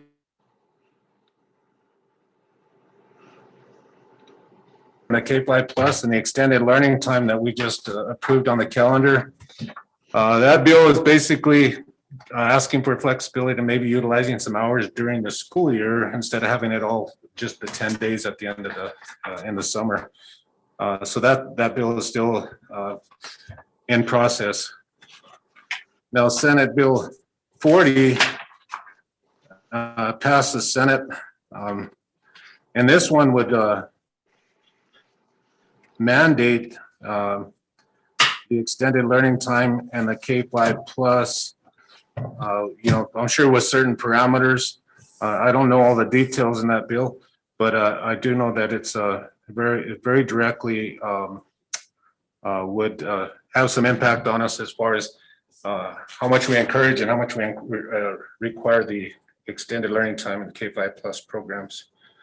And of course, House Bill 6 is interesting because it's the impact aid bill, and where they're looking at no more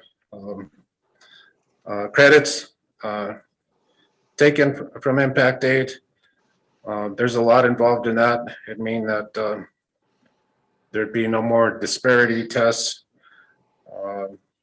As far as the SEG formula, it means that the district basically self-monitors pros and cons in that. Details are still coming. And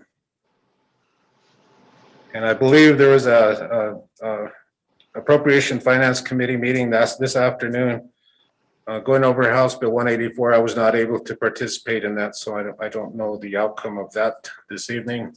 So there's those are just gives you a gist of some of the bills that are related to education, the most critical ones, and at least in my mind.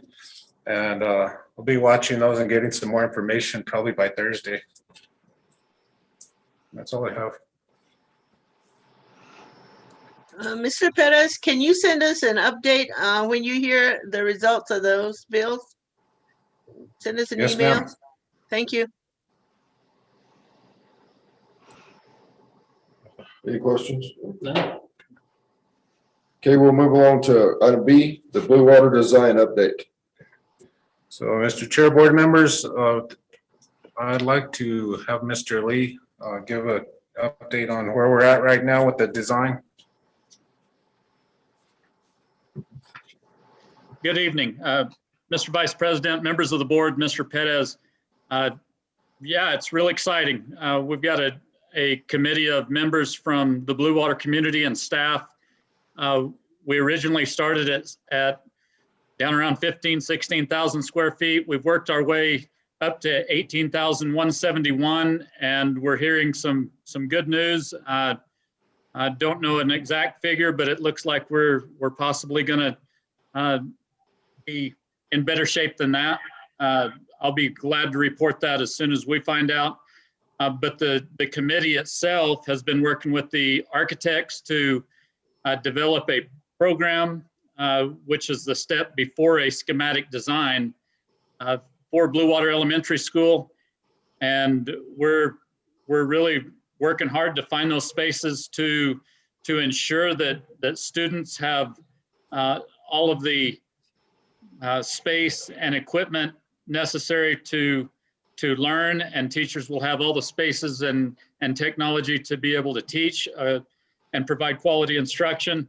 We're really excited, and we're going to know a lot more at probably the March 16th board meeting. We have another design meeting on March 10th, and we will be getting real firm on some of our systems, some of our spaces, and so forth. And so I'll just be real excited to present those findings on March 16th. And then as we get into April, we'll be finalizing that design, and we'll come to you once again. We'll be coming to you at that time for a final approval on design so that we can get an RFP out for construction. And then it's exciting. This summer we'll be breaking ground and be building a new Blue Water Elementary School. So I don't have a lot of details at this point, but I have a lot of good news at this point. So I'll answer any questions you might have. Great news. Thank you. Board members, do you have any questions for Mr. Lee?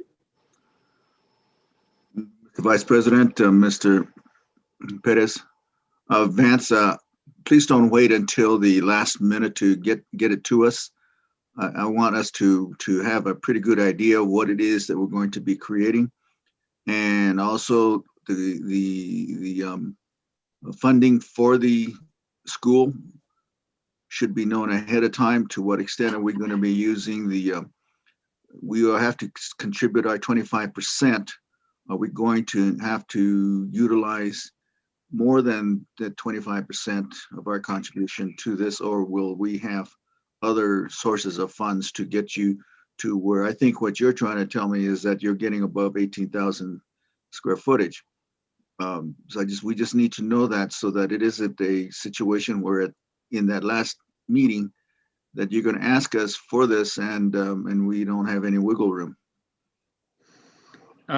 Yes, Dr. Archambault, members of the board, Mr. Perez, I think, and I believe, I don't want to speak for Mr. Perez, but I think a good procedure for this would probably be like a first reading, second reading kind of deal. So you would have plenty of advance notice of exactly what we're facing and what we would be recommending. So. Thank you. I'd like to just add that, if I could, Mr. Chair. So I know that there's always a concern about over adequacy funding that comes directly from another fund in the district. In this particular case, it's been a lot of work and some all-out debates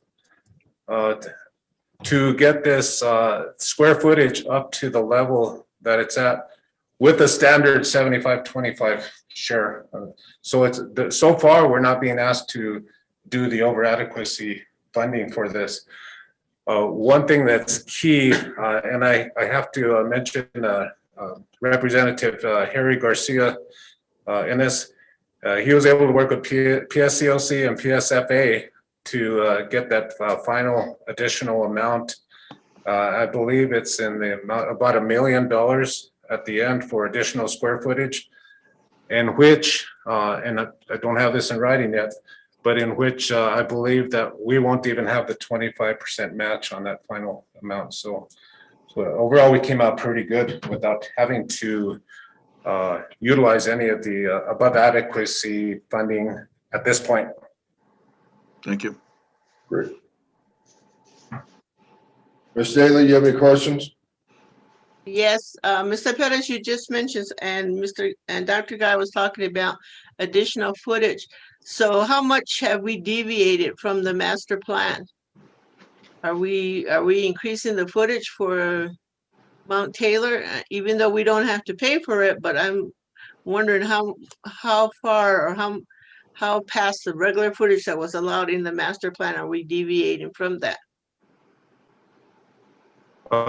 Ms. Hunt, so the committee, the old school is at over 22,000 square feet. I believe it's 22.5 or 6 square, 22,000 square feet. So the design committee was wanting to make the school not smaller, but at least the same size. So that's how part of this discussion started. Then as the PSFA went through their regular criteria, they put us back down to closer to 15,000, a little bit less than 15,000 square feet. So we're closer to 14,000 square feet. Then we began the back and forth until we finally got to the point of having a school. We know there's 67 students there now, but we were able to accomplish and convince them that the school numbers are going to rise again in the near future. So we're at a point where we have square footage for enough for probably, well, above 100 students, at least between 100 and 120. Is that correct, Mr. Lee? Yeah, currently, excuse me, we have been approved for 102 students, and that's 18,171 square feet. But there's a little bit more to come on top of that that we're Yes, waiting to see from this legislature, well, actually from the PSCOC any day now to shore it up. We've only gotten the verbal, but we'd like to see that in writing. Yes, sir. That's exactly correct. Okay, so the answer to my question about how much we've deviated from the master plan is that we have deviated somewhat. I'm trying to make a comparison between a bigger school, like say the square footage, maybe a similar school, similar student population to the new design, to maybe another school that has 300 kids. Are we building a larger school for a lesser amount of students than we did build for a school who had more students? I think I can clarify No, this. I'd like. When the map. Sure. Go ahead. Go ahead, Mr. Lee. I think to clarify this, when the master plan for Blue Water, as well as for all 10 of our school sites, were developed in 2017, the master plan was developed for 22,879 square feet, which is what the existing building is. Now, that was 3 years ago, and enrollment trends and everything differ. So then we're dealing with what the PSFA in their calculations comes up with. But as far as our master plan is concerned, it was replacing a school facility for 22,879 square feet. So, and Ms. Hunt, we did not deviate from that. Also, I'd like to make a mention that when you work with the PSFA, PSCOC these days, they're gonna prove the bare minimum. We're talking small classrooms. We're talking narrow hallways and this kind of thing. So we have to push to make the school we're not asking for a whole lot of extra, but just to make it a comfortable. Some of the things we're able to get added is, nowadays we have the culture, the language and culture teachers where we didn't have in the past. We were able to get an additional room for that. We talked about the nowadays when we have in our COVID environment, we were able to get a little bit more space for the quarantine room, those kind of things. So we pushed for that against their recommendation to make our school small. We were able to argue to bring it back up to what the facility master plan actually called for. Okay, thank you. I just wanted to make sure that we don't fall into this bind where another school that has outgrown their present school enrollment says, well, how come you built a bigger school for lesser kids? And over here, we're struggling and with classrooms full of 30 kids and 200, 300 school enrollment. I want us to make sure that on the outside, we present that we're looking out for the the good of all the schools. And if we have to add other classrooms to make so that we don't have overflowing classrooms at the different elementary schools, that we just want to be fair and equitable across our school district. Thank you. But thank you for the information. Thank you. Yeah. Okay, I just got a couple quick comments. Both you guys, Mr. Lee, Mr. Perez, thank you. Because I did get this very good news that we're going to get a school the same size as that we have right now, and in a brand new school. I know there's a lot of work that goes on there and a lot of politics that goes on there with them as far as approving this size, and we asked for this size. So thank you for getting it back to the size that we have right now. As we move along here, we're about done. Some announcements. March 16th, school board meeting, 22nd through 26th is spring break, and the district is closed April 2nd. Consideration for April 7th. We will talk a little bit about all you board members, get your calendars out, and of course we'll talk with Mr. Ortiz. It's time for us to do some board training. We're looking at April 7th. It's a Wednesday. Just get with Mr. Perez, and we'll all get together and make sure that's a good time for everybody. So it's April 7th. And now I'm going to ask for a motion to adjourn. So moved. Make motion by Dion, second by Dr. Guy. All in favor? Aye. Aye. Sorry. We are adjourned at 7:20.